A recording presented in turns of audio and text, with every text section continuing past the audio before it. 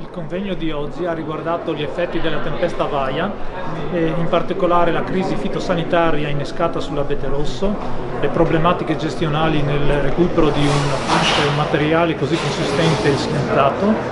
e le prospettive future in relazione soprattutto ai cambiamenti climatici in atto. Da circa un anno sono stato assegnato all'ufficio di Treviso, che ha competenza anche sul territorio di Belluno, e da più di 10 anni mi occupo di monitoraggio forestale in bosco, in particolare su coleotteri scolitidi. All'interno del mio intervento ho parlato delle problematiche da Ips typographus su abete rosso e da Ips acuminatus su pino silvestre, entrambi scolitidi che sono dei parassiti di debolezza e che stanno avendo un livello di crescita esponenziale in seguito agli schianti Vaia che hanno colpito il territorio bellunese, interessandone diversi ettari e quasi 2.600.000 metri cubi di legname schiantato ancora a terra.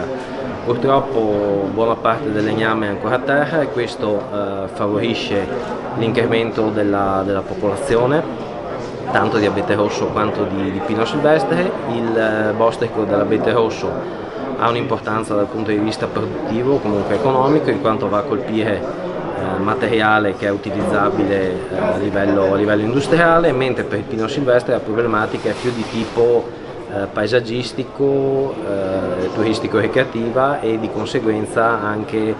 dal punto di vista idrogeologico, in quanto sono versanti interessati dove il pino silvestre è una delle poche piante che riesce a resistere. È stato attuato all'interno del programma di monitoraggio nel 2020 una fattiva collaborazione con gli altri enti della Regione Veneto, con Veneto Agricoltura, col coordinamento dell'Università di Padova. Sono state distribuite 115 trappole all'interno della Regione Veneto per il monitoraggio del bostrico tipografo, quindi il bostrico dell'abete rosso, 70 in provincia di Belluno, 15 in provincia di Treviso, 15 in provincia di Vicenza.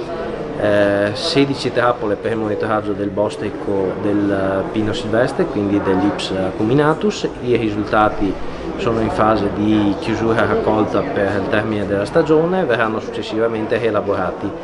Il mio auspicio è che per il futuro, alla luce anche del fatto che ci sarà comunque un aumento delle infestazioni da bostrico tanto per l'abete rosso quanto per il pino silvestre, si possa attivare e continuare questa rete di monitoraggio, potenziarla in collaborazione sempre con le regioni contermini e con l'Università di Padova.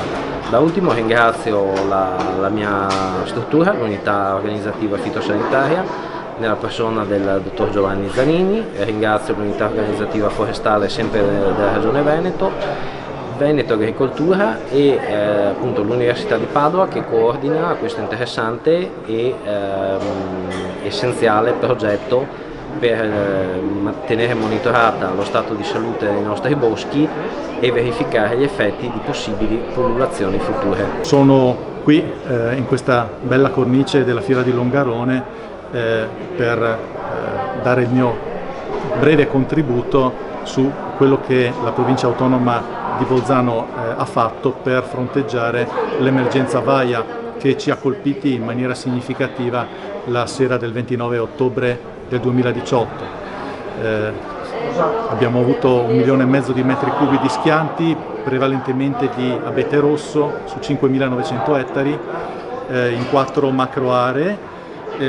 Sappiamo per esperienze pregresse del Mitteleuropa che dopo gli schianti da vento arrivano le pullulazioni dell'Ips typographus, il bostrico tipografo che è tristemente noto nel mondo forestale perché causa notevoli danni, spesso anche superiori a quelli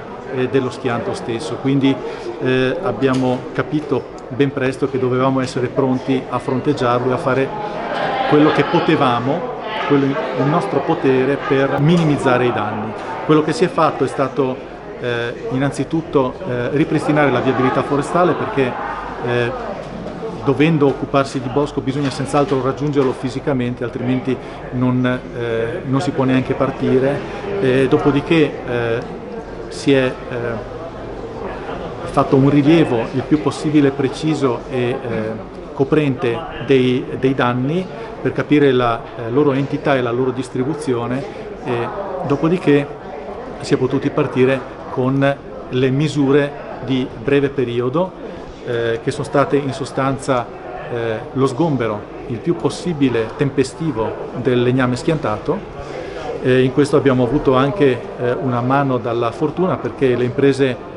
del Tirolo del Nord erano bloccate dalle abbondanti precipitazioni nevose, quindi sono potute venire a sud del Brennero a lavorare con i loro harvester, i loro forwarder,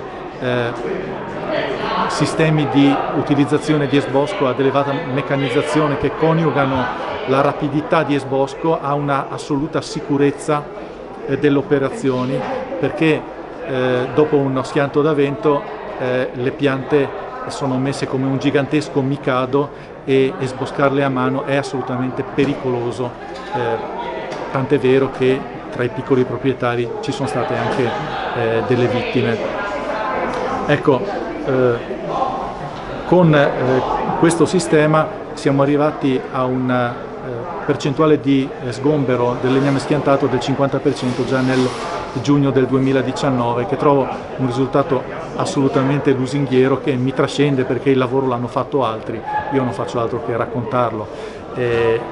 Percentuale che è salita nel settembre dello stesso anno ai 2/3 di legname sgomberato, per attestarsi a un attuale 80%. Nel frattempo nel 2019, nel novembre del 2019, il diavolo ci ha messo lo zampino perché abbiamo avuto degli schianti da neve, schianti diffusi prevalentemente nella parte orientale della provincia, che hanno ammontato a circa 800.000 metri cubi, quindi un 50% del legname vaia che si è andato ad aggiungere al danno esistente. Questo evento, in un primo tempo catalogato tra quelli malaugurati, in realtà ci ha dato un po' di tempo in più, perché ha offerto al bostrico, che viene costantemente monitorato con un totale di 100 trappole disposte sul territorio,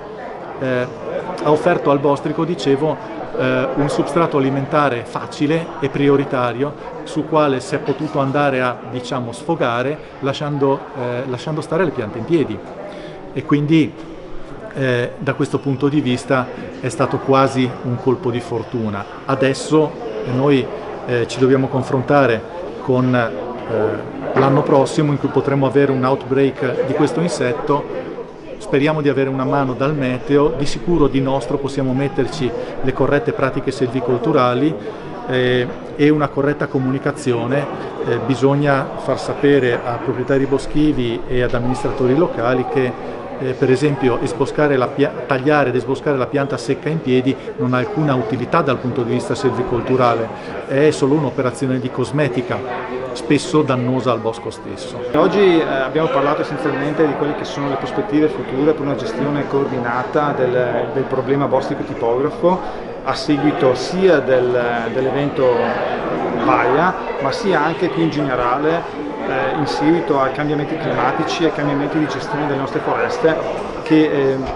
produrranno probabilmente nei prossimi anni, nel prossimo breve futuro, infestazioni anche molto gravi e serie da gestire. In questo contesto abbiamo quindi pensato di creare un gruppo di lavoro Vaia, che coordinato in qualche modo dall'Università degli Studi di Padova, che coinvolgesse tutte le regioni e le province del nord-est interessate dal fenomeno Vaia e successivamente interessate da fenomeni di infestazioni da bostrico tipografo. E questo essenzialmente con lo spunto, l'idea di scambiarsi idee e informazioni e cercare di trovare soluzioni comuni a problemi comuni. E questo nell'ambito di un progetto, un protocollo di pianificazione di medio-lungo periodo delle nostre pecete, che dovranno necessariamente, per forza di cose, subire un cambiamento nella loro gestione, soprattutto per quanto riguarda le pecete di quote più basse, quindi delle fasce montane e submontane, che sono quelle notoriamente più colpite da eventi catastrofici come possono essere le tempeste e a conseguenza delle quali poi partono manifestazioni di parassiti